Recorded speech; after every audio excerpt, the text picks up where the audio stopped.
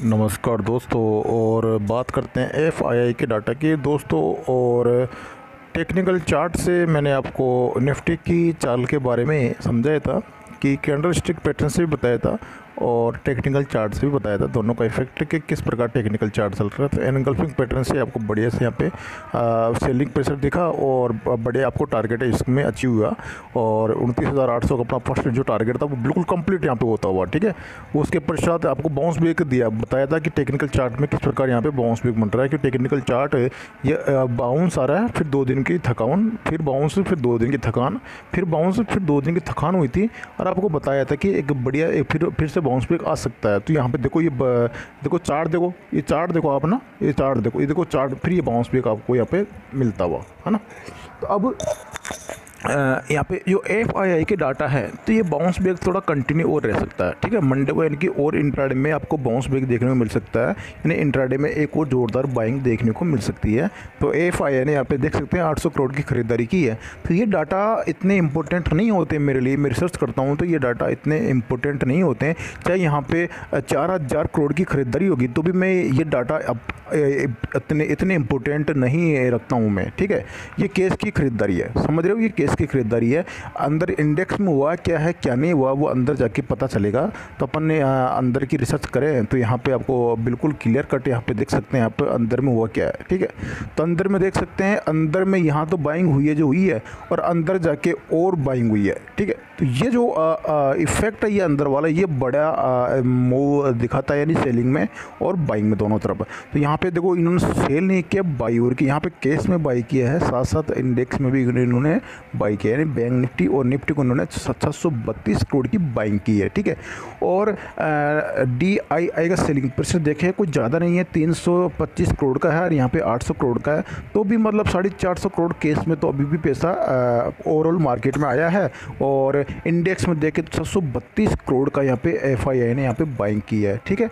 तो यहाँ पे इंट्राडे में एक बढ़िया सा मूव मंडे को और देखने को मिल सकता है, जिस प्रकार यहाँ पे टेक्निकल चार्ट में आपको दिखाया गया था कि इस प्रकार निफ्टी का और बैंक निफ्टी का चार्ट चल रहा है। थोड़ा सा देखो बाउंस आता है, फिर थोड़ा रिलैक्स बाउंस आता है, रिलैक्स बाउंस आता है, रिलैक्स बाउंस आता है, फिर थोड़ा रिलैक्स लिया और देखो फिर से बाउंस बैक किसने तैयारी की है। इस प्रकार निफ्टी और बैंक निफ्टी का चार्ट बिल्कुल ऐसे ही क्लियर कट चल रहा है, ठीक है। अभी तक ये क्या एक बिल्कुल ट्रेंड लाइन के अनुसार बिल्कुल चार्ट चल रहा है। जब ये ट्रेंड लाइन को ज़्यादा ही ब्रेकआउट तोड़ेगा यानी कि ज़्यादा ही गिरावट आएगी तब जाके थोड़ा निफ्टी में डाउनफॉल ज़्यादा देखने को मिलेगा। अभी फिलहाल चार्ट इस प्रकार चल रहा है।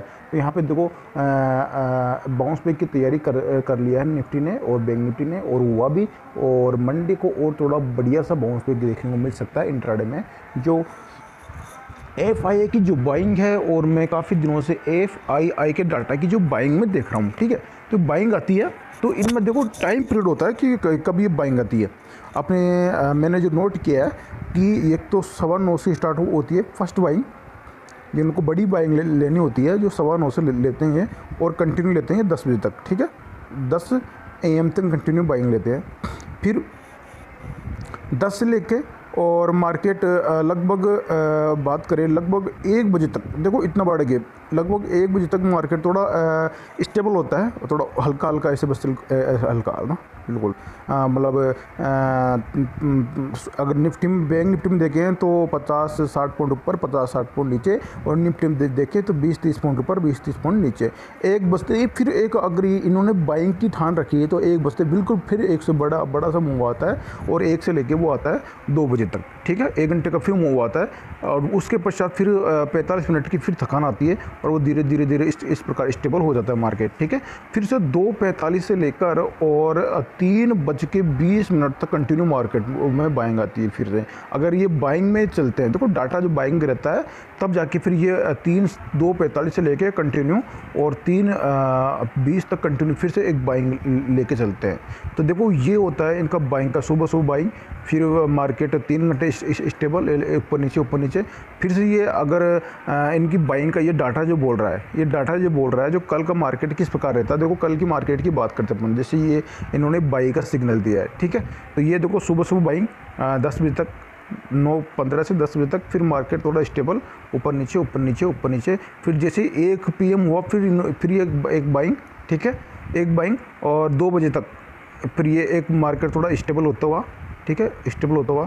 फिर 2:45 बार मार्केट में 3:20 तक फिर से एक बाइंग यहाँ पे आपको देखने को मिल सकती है। ये देख सकते हैं 9:15 और ये 9:15 से हुआ ये 10, ठीक, ये 10 और ये हो गया आपका 1, है ना, 1 PM, ये हुआ आपका 2 PM, ये हुआ आपका 2:45, है ना, 2:45 और ये हुआ आपका 3:20, ठीक है। 3:20 के बाद में फिर कई लोग अपने सौदे काटते हैं और कई फटाफट मार्केट प्राइस डाल के मार्केट थोड़ा फिर 10 मिनट के लिए स्टेबल फिर से हो जाता है लास्ट में जाके, है ना। तो ये देखो FI के जब भी बाई के डाटा के सिग्नल आते हैं तो इस प्रकार मार्केट एक अपना मुंह लेता है। 9:45 से 45 मिनट की बाइंग सुबह और 45 मिनट की बाइंग लास्ट में, है ना। 45 की सुबह, 45 की लास्ट में और बीच में 1 घंटे की बाइंग जो 1 से 2 बजे के बीच में। और मार्केट देखो ये जो एरिया है ना, ये स्टेबल होता है, यानी कि बैंक निफ्टी देखें तो 100 पॉइंट 60 पॉइंट ऊपर नीचे ये इसी रेंज में निकाल देता है। देखो ये वाला आपको मैंने बताया ये, है ना। और निफ्टी में देखो 30 पॉइंट के ऊपर नीचे रेंज में ये निकाल देता है, 30-40 ऊपर, 30-40 ऊपर, 30-40 नीचे, ठीक है। तो ये रेंज निकालता है। तो दोस्तों मंडे को थोड़ा ध्यान रखेंगे, मंडे को थोड़ा सी एक बढ़िया स्विंग आ सकती है, इंट्राडे में स्विंग आ सकती है। और फिर जो बीच में जो मैंने आपको बताया स्टेबल मार्केट स्टेबल होगा, प्रॉफिट बुकिंग देखने को मिल सकती है थोड़ी, है ना। फिर मार्केट ऊपर उठेगा, फिर प्रॉफिट बुकिंग देखने को मिल सकती है, फिर लास्ट में ऊपर उठने का मार्केट में चांस है, ठीक है।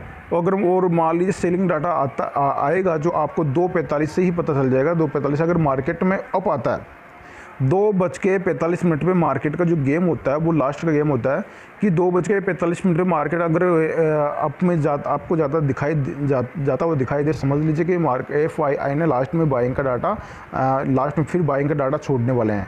यानी कि जो कल का ट्यूजडे का जो डाटा आएगा वो 2:45 के लिए छोड़ेंगे, फिर के बाइंग का डाटा आने वाला है। अगर 2:45 के बाद में मान लीजिए सेलिंग परसेंट आपको दिखाई दे, ठीक है, तो समझ लीजिए FI अब ट्यूजडे के लिए सेलिंग डाटा छोड़ने वाले हैं, ठीक है। तो ये एक बिल्कुल जो मैं काफ़ी दिनों से FI का डाटा देख रहा हूँ तो ये सामने आया है कि 2:45 के बाद में ये सेलिंग करते हैं तो सेलिंग डाटा छोड़ते हैं, और 2:45 के बाद में बाइंग करते हैं तो बाइंग के डाटा अधिकतर देखने को मिलते हुए नज़र आते हैं। जो आपके सामने देख सकते हैं FI का डाटा यहाँ पे आपके सामने मौजूद है, आप भी देख सकते हैं ना, ठीक है। मनी कंट्रोल पर भी उपलब्ध है और भी साइड से आप देख सकते हैं। ओके दोस्तों, तो FI के डाटा से कल मुझे इंट्राडे में फिर से एक बड़ा स्विंग दिखाई दे रहा है अप साइड में, और आप थोड़ा सचेत होकर और अपने एडवाइजर की सलाह लेके ही ट्रेड करें, नहीं तो आप इसको वॉच कर सकते हैं, देख सकते हैं, समझ सकते हैं। दोस्तों ये वीडियो एजुकेशन पर्पज की नज़र से बनाया गया है, तो दोस्तों वीडियो को देख के समझे।